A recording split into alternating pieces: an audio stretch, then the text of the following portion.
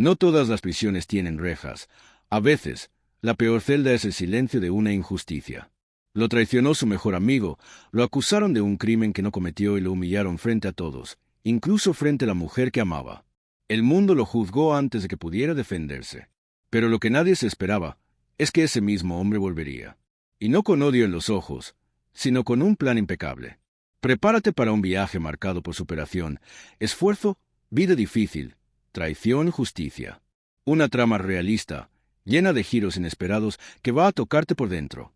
Y si al final sentís esa mezcla de rabia, y después un alivio profundo, es porque esta historia hizo lo que tenía que hacer. Aprovecha para suscribirte al canal, porque aquí contamos historias que el mundo necesita escuchar. Gael Montero era ese tipo de hombre que, aunque estuviera cubierto de grasa, llevaba en los ojos la nobleza de quien respeta su oficio. En Valparaíso, Chile, lo conocían como el mecánico de los sueños, no por arreglar motores, sino por soñar en grande. Cada tuerca que apretaba, cada motor que volvía a la vida, era un paso más hacia su verdadero objetivo: cambiar de vida.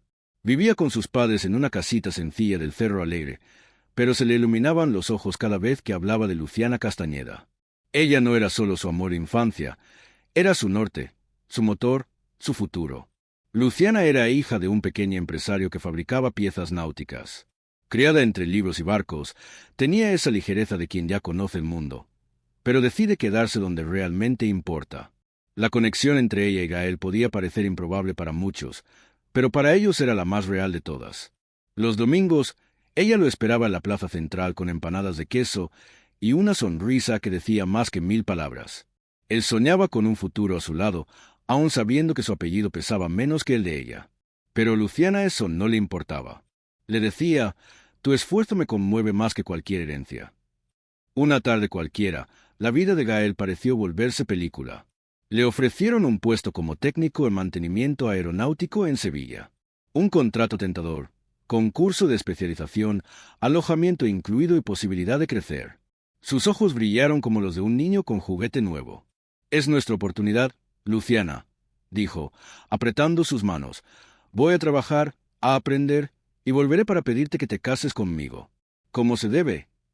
Ella, conmovida, solo asintió, dándole un beso en la frente y secándose una lágrima con el pañuelo. Lo que Gael no sabía era que, entre los invitados a su cena de despedida, había una mirada que no era de cariño. Darío Echeverría, su mejor amigo desde la adolescencia, sonreía por fuera, pero por dentro ardía de envidia. Le dolía el talento de Gael, su carisma y cómo Luciana lo miraba. Él nació para estar entre motores. «¿Quién se cree que es, yéndose a Europa?», murmuró Darío mientras brindaba. Tras bambalinas, su plan ya estaba en marcha. Y como muchos villanos de la vida real, no usaría armas ni amenazas, sino papeles, promesas y un político corrupto llamado Benito Larrea. El día del viaje amaneció con olor a futuro. Gael se despidió de sus padres con un abrazo fuerte, prometiéndoles que regresaría siendo un hombre mejor. En el aeropuerto, al lado de Luciana, hablaron de planes, de hijos, de una casa con jardín, y hasta de un perro que se llamaría Diesel. Pero justo antes de embarcar, el golpe. Fue rodeado por policías federales, esposado frente a todos y acusado de estar involucrado en tráfico internacional. El impacto fue tan grande que nadie supo cómo reaccionar. Luciana gritaba: «Esto es un error, él jamás haría algo así». Pero el susurro de Darío se esparció rápido, lo disimulaba bien. La prensa no tardó.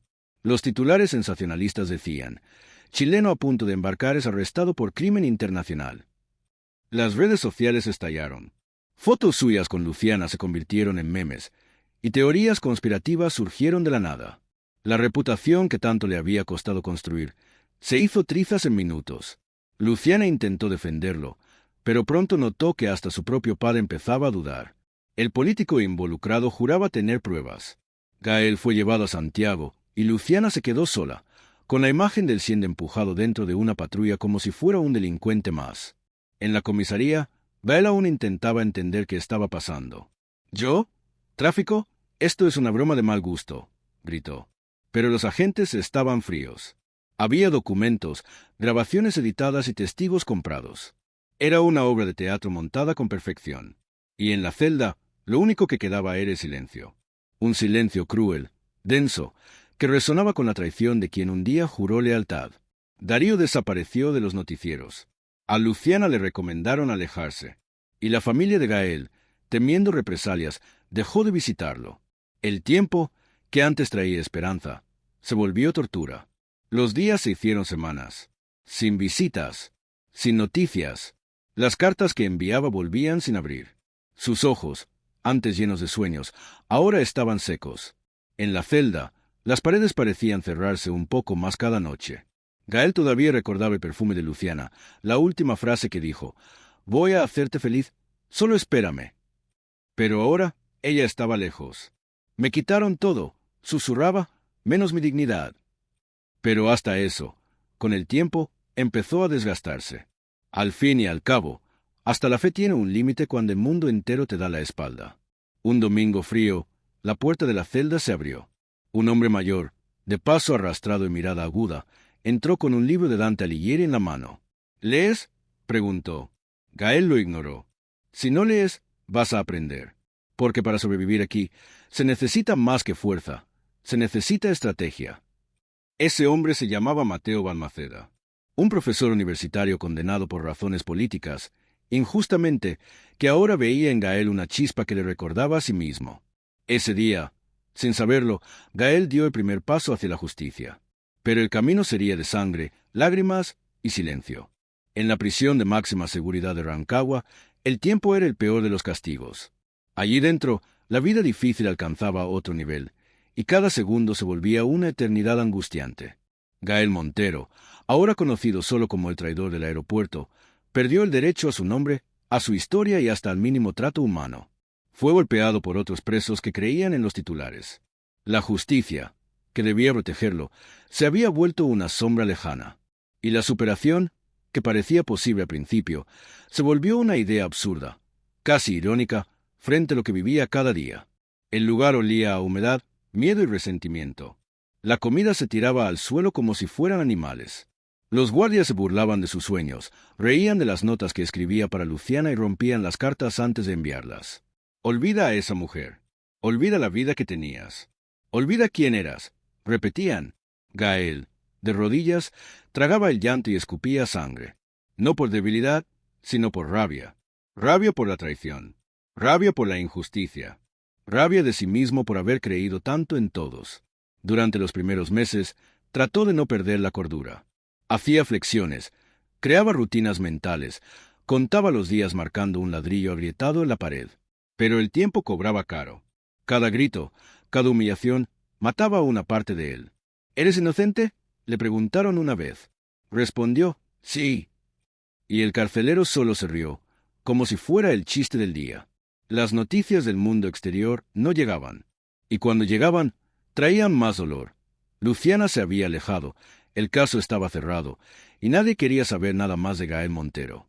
Fue entonces cuando Mateo Balmaceda volvió a aparecer.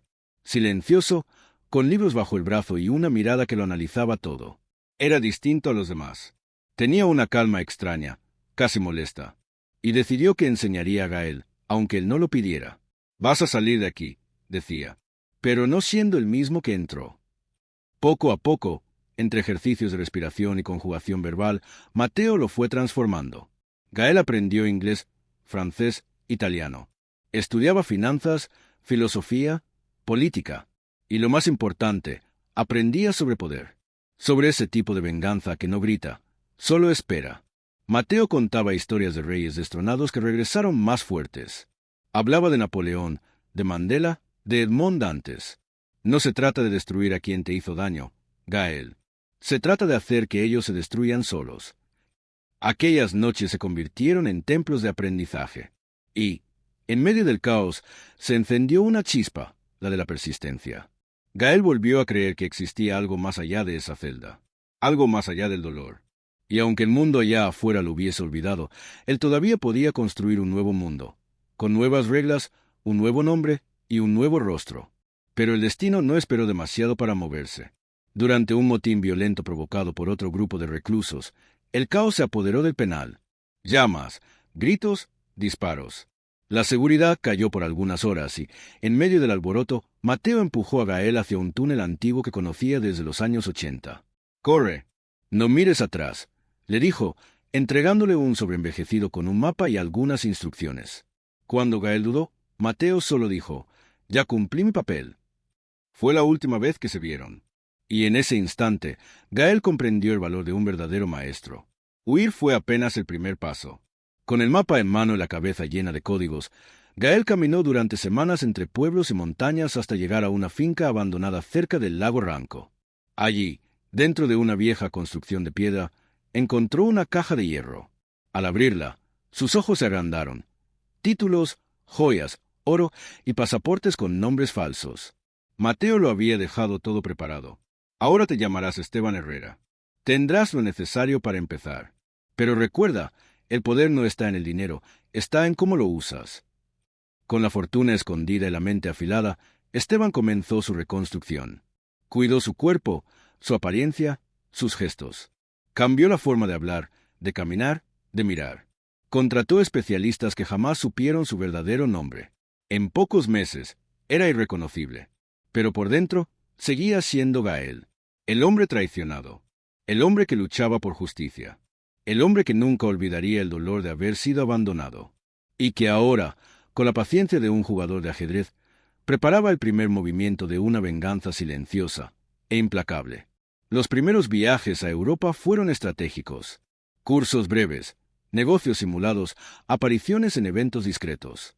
Esteban Herrera empezaba a hacerse conocido como un inversor enigmático, con un pasado confidencial y un olfato certero para oportunidades. Mientras el mundo lo aplaudía, él observaba. Cada nombre, cada rostro, cada paso de quienes lo destruyeron. El plan era claro, regresaría a Valparaíso. No como víctima, sino como juez. Y ni siquiera Luciana escaparía a su juicio. Porque ella había desaparecido sin pelear. Y eso, para Gael, dolía más que la prisión misma. Y fue entonces cuando, en un periódico chileno que circulaba discretamente por Madrid, vio lo que cambiaría el rumbo de todo. Empresario Darío Echeverría celebra fusión con la familia Castañeda en cena de gala. Al lado del titular, una imagen congeló su corazón. Luciana, sonriendo junto a Darío, vestida de blanco, y con un anillo en el dedo. Gael cerró los ojos. Esteban los abrió. El juego estaba por comenzar. Valparaíso no había cambiado tanto como lo imaginaba. Las calles empinadas y coloridas, los viejos tranvías ruidosos y los murales vibrantes seguían allí, como si el tiempo se hubiera negado a borrar la memoria de la ciudad. Pero quien regresaba ya no era el mismo joven soñador. Esteban Herrera, elegante, seguro, calculador, bajaba del auto blindado con la serenidad de quien sabe exactamente dónde pisa. Nadie reconoció sus rasgos. El nuevo corte de cabello, el acento más neutro, la mirada firme. Gael Montero había quedado enterrado en aquella celda. Ahora era Esteban quien movía las piezas de ese tablero. La primera visita fue discreta. Se sentó en un café antiguo del centro, pidió un espresso y abrió el diario local. Allí, entre líneas, ya encontraba lo que buscaba. Darío Echeverría se había convertido en socio parte de la empresa Castañeda, tras la muerte repentina del patriarca. Luciana era presentada como su esposa, discreta, ausente, aislada. ¿Ganaron?, pensó. ¿O esto es solo otra ilusión bien montada? La justicia que buscaba ya no era física. Era estratégica, lenta, y dolía más. Porque la verdadera venganza no necesita gritos. Basta con el silencio y la paciencia. Esteban fundó una holding con sede en Madrid y brazos silenciosos en América Latina. Puso testaferros, invirtió en bienes raíces, compró deudas y hizo algo que pocos ricos hacen. Leyó cada contrato. Descubrió que la empresa de Darío enfrentaba problemas fiscales. La estructura estaba podrida por dentro. Usó su propio dinero para acelerar el colapso. Compró proveedores, bloqueó negociaciones, minó la confianza del mercado.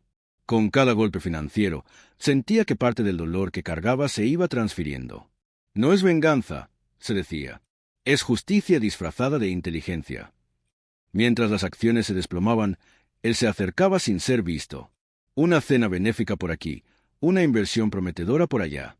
Las puertas se abrían con facilidad para alguien que hablaba 5 idiomas, vestía a medida y sonreía como un diplomático. En pocos meses, se convirtió en un nombre respetado entre los ricos de la región. Pero el reencuentro que más temía, o más deseaba, aún estaba por llegar. Y cuando ocurrió, fue en un evento de lujo junto al mar.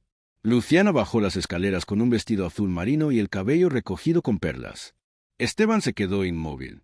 Ella ya no era la misma. Sus ojos no tenían el brillo de antes. Caminaba con cuidado, casi con inseguridad. Sonreía, pero no reía.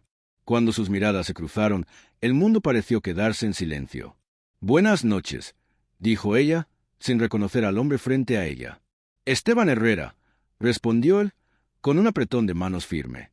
Ella dudó por un instante, como si el nombre despertara algún recuerdo dormido. Pero siguió adelante. Y él sintió un pinchazo que ni los años de odio le habían preparado. La vida difícil que había vivido no lo había endurecido por completo. Aún quedaba sentimiento. Aún quedaba amor. Poco a poco observaba a Luciana desde lejos. Notó cómo Darío la trataba en público, con frialdad, cortesía, como a un adorno costoso. En casa, según los empleados, ella pasaba la mayor parte del tiempo en los jardines, leyendo sola o caminando sin rumbo. «Está enferma de silencio», pensó Esteban, y aunque su venganza avanzaba según el plan, algo lo incomodaba. ¿Ella sabía? Ella participó. La duda corría como veneno por sus venas. ¿Por qué? Para que la justicia fuera completa, necesitaba conocer toda la verdad, y quizás aún no la tenía. Una noche, Esteban fue al antiguo taller del padre de Luciana. Ahora estaba abandonado, con ventanas rotas y olor a polvo. Allí dentro encontró papeles viejos, bocetos, contratos, y una fotografía, Gael y Luciana, jóvenes, abrazados en la plaza. Detrás, una frase escrita con bolígrafo rojo: «Nunca dudé de ti». Entrecerró los ojos. Aquello no tenía sentido. ¿Había sido ella solo otra víctima? ¿O era todo parte de una puesta en escena? Las preguntas lo consumían más que cualquier cálculo financiero. Porque, en el fondo, Gael aún vivía dentro de él, y exigía respuestas. Mientras tanto, Darío empezaba a sospechar. Los negocios iban mal. Los antiguos socios lo abandonaban. Y ese tal Esteban Herrera aparecía en todos los lugares donde perdía algo. Mandó a un detective a investigar. Pero Esteban había sido meticuloso. No había huellas, registros ni conexiones. Era como si hubiera surgido de la nada. Y eso lo inquietaba. «¿Has visto a este hombre antes?», le preguntó a Luciana una noche. Ella lo negó. Pero después, encerrada en su habitación, temblaba.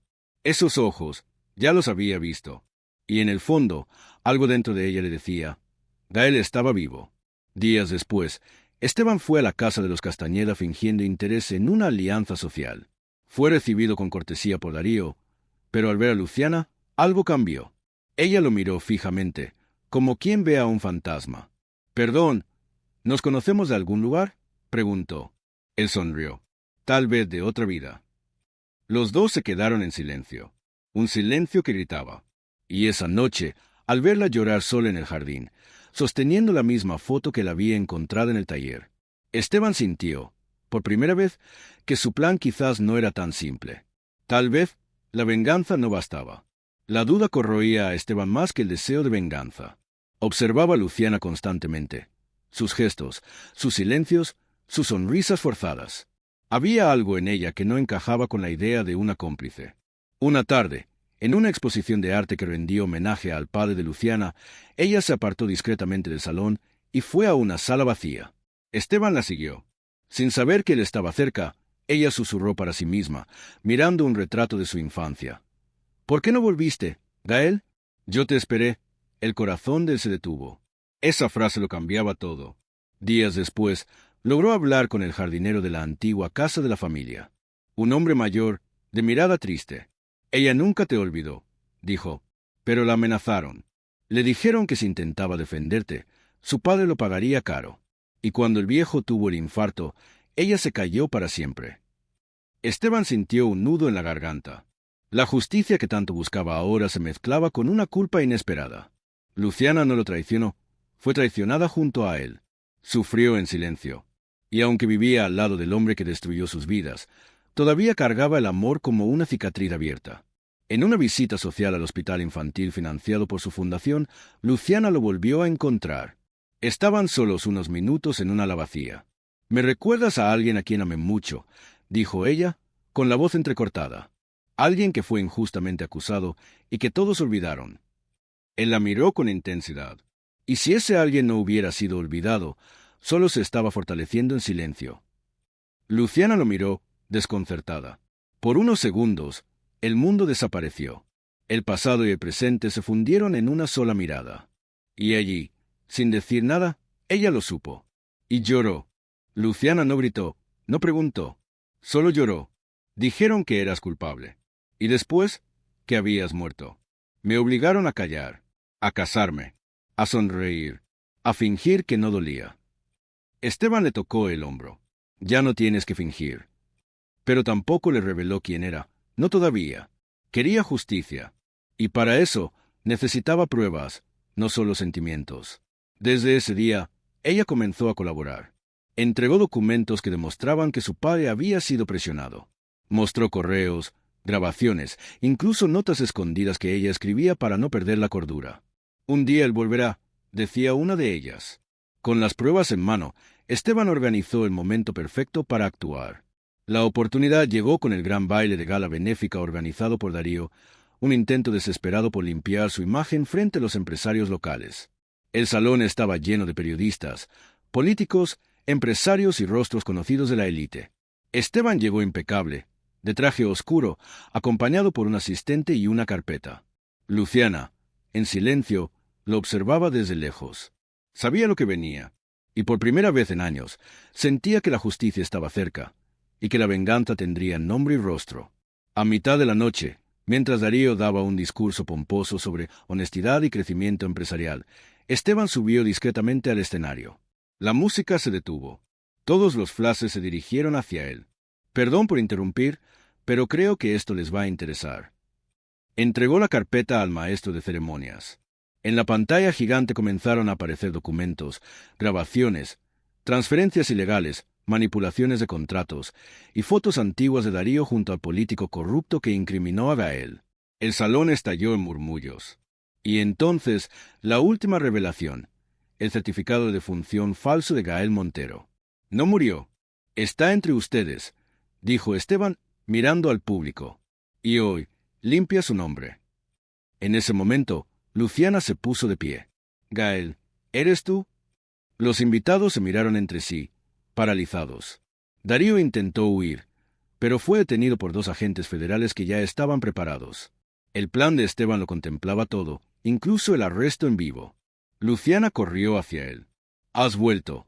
Él la sostuvo entre sus brazos, por primera vez en años, y respondió con lágrimas en los ojos. «¿Tú me mantuviste vivo?» sin saberlo. Por fin, se hacía justicia. Pero dentro de él, aún quedaban cicatrices abiertas. En los días siguientes, la ciudad estalló en comentarios. La prensa celebraba a Esteban como un genio de la justicia y la estrategia. Pero él rechazaba entrevistas. Hice lo que debía hacer. Nada más. Luciana, por su parte, volvió a sonreír de verdad. Recuperó el taller de su padre, lanzó un programa de arte para jóvenes en situación vulnerable y empezó a visitar cárceles como voluntaria. Esteban la observaba desde lejos. Aún no sabía si podía volver a ser feliz. La venganza se había cumplido. Pero, ¿qué hacer con el amor que sobrevivió a todo? ¿Qué hacer con los años perdidos? Una noche, al visitarla en el jardín, la encontró sentada en el banco donde solía escribir sus notas. Ahora que todo pasó, ¿vas a desaparecer otra vez? No gritaba, no suplicaba. Solo preguntaba con dulzura. Gael murió en aquella prisión, pero Esteban puede vivir a mi lado, si quiere. Él respiró hondo. Por primera vez, sin máscara, sin miedo, sin rencor. Y si aún no sé cómo volver a vivir. Ella sonrió. Lo aprendemos juntos.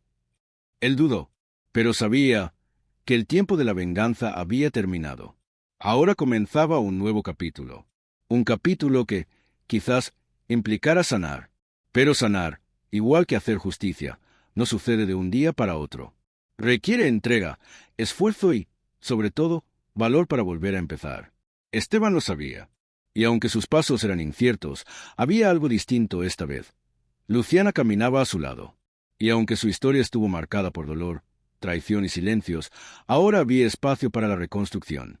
No de la reputación, sino de la vida. Y en la entrada del nuevo edificio de la fundación que juntos habían idealizado, ya esperaba una placa en blanco. Una frase que pondría fin al dolor y abriría paso al futuro. El día de la inauguración llegó con el cielo despejado y el viento soplando desde el mar. La ciudad se sentía diferente. No por sus fachadas, sino por algo que no se ve con los ojos. La sensación de que, a veces, la justicia llega. La Fundación Renacer, creada por Esteban y Luciana, sería un refugio para exconvictos, un lugar de acogida y reconstrucción. En el vestíbulo, una placa con letras obvias mostraba la frase que él eligió: la mejor venganza es vivir bien. No era solo una metáfora. Era la manera en que Gael había encontrado de cerrar el ciclo. Un ciclo de dolor, de esfuerzo, de superación. Luciana ahora sonreía con los ojos. Caminaba a su lado como quien ha ganado una guerra sin gritar victoria. Las cicatrices aún estaban ahí. Por supuesto, internas, profundas, silenciosas. Pero también había un nuevo tipo de dolor, ese que anuncia la sanación. El amor entre ellos ya no era joven, impulsivo e ingenuo. Era maduro, marcado por pérdidas y silencios, pero también por persistencia. Sobrevivimos a lo que muchos no habrían podido, dijo ella una mañana. Tal vez eso sea lo que hace posible nuestro amor. Él la miró con ternura. Y fuerte. La prensa los buscaba, las redes sociales los llamaban historia viva de redención. Pero ellos rechazaban entrevistas. La fama nunca fue el objetivo. Lo que querían ahora era paz. Un espacio seguro para quienes, como ellos, fueron tragados por los engranajes de un sistema injusto. Muchos pensaban que aquello era solo un proyecto social. Pero era más que eso, era un acto de resistencia. Una manera de transformar la venganza en propósito. Una forma de decir, en silencio, que nadie debe ser definido por el peor día de su vida. Un día, un joven delgado, de ojos hundidos, se acercó a Esteban. Me dijeron que ustedes ayudan a los que se equivocaron. Yo salí hace poco. Nadie quiere contratarme. Esteban lo miró a los ojos y vio allí el mismo dolor que él mismo había cargado. Aquí, te van a tratar como un ser humano. Lo demás lo reconstruimos juntos. El joven lloró, y en ese abrazo torpe, Gael sintió que la venganza finalmente se había transformado. Ya no era un vengador, era un puente, y por primera vez no se sintió solo. Pasaron los días, aumentaron las sonrisas, los proyectos florecieron. Y una tarde silenciosa, Luciana llevó a Esteban a un lugar especial. El viejo banco de la plaza donde le pidió ser su novia, años atrás, seguía allí. Se sentaron juntos. ¿Todavía piensas en lo que pasó?, preguntó ella. Él respiró hondo. Sí, pero no con dolor. Pienso con respeto. La vida difícil que tuve me enseñó más que cualquier título. Me enseñó que la justicia no es castigo, es reparación. Ella tomó su mano. ¿Y la venganza? La venganza fue lo que nos trajo hasta aquí, pero no es lo que nos llevará adelante. Con el tiempo, Gael dejó de esconderse detrás del nombre Esteban. Poco a poco, contó su historia en encuentros privados, inspiró a jóvenes e incluso recibió cartas con frases como: «Tú me diste valor para seguir». El hombre que un día fue esposado frente a todos ahora era visto como símbolo de esfuerzo, resiliencia y dignidad. Pero el mayor cambio estaba dentro de él. Ya no dormía con miedo. Ya no vivía con rabia. Sabía que lo que había construido nadie podría quitárselo. Y que la mayor victoria era poder vivir sin fingir. Con cada nuevo paso, sentía que los escombros de su antigua prisión se transformaban en ladrillos de nuevas oportunidades. Con cada rostro acogido, con cada historia escuchada, encontraba partes de sí mismo. Y comprendía, la venganza que tanto lo sostuvo, ahora era combustible para justicia. No la de los tribunales, sino la que nace cuando miras a alguien herido y le dices: «Tú también puedes volver a vivir». Y eso, para Gael, era más poderoso que cualquier sentencia leída en un escenario. Una noche, Luciana se despertó de una pesadilla. Esteban la abrazó. «Todo está bien», susurró. Ella respondió: «Es que durante mucho tiempo tuve miedo de que desaparecieras otra vez». Él la apretó con fuerza. «Ya no me voy. Tú eres el lugar al que vuelvo». Y con esa frase, la noche volvió a ser tranquila. No había promesas grandiosas, ni declaraciones teatrales. Solo dos sobrevivientes, reconstruyendo lo que quedó con los pedazos que tenían. Y eso era más que suficiente. En la entrada de la fundación, un nuevo mural fue pintado por jóvenes artistas. Un hombre con las cadenas rotas en las muñecas, mirando hacia adelante con los ojos llenos de esperanza. A su lado, una mujer de vestido sencillo, sosteniendo su mano. No tenían nombres en el dibujo, pero todos sabían quiénes eran. Porque, al final, esa no era solo la historia de Gael y Luciana. Era la historia de todos los que alguna vez fueron traicionados, engañados, humillados, y aún así, eligieron levantarse. Porque, a veces, la venganza más hermosa es simplemente seguir adelante. Suscríbete al canal y déjanos en los comentarios la palabra venganza.